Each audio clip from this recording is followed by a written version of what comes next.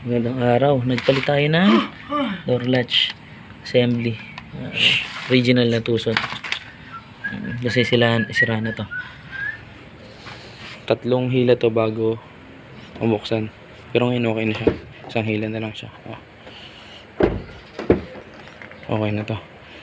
Ang problema natin itong isa, ayaw mabuksan dito. Saka sa loob, kahit hindi siya naka-child lock, ayun o. Tingnan natin. Okay na ito isa. Isang hila na lang ito. Natin ito siya.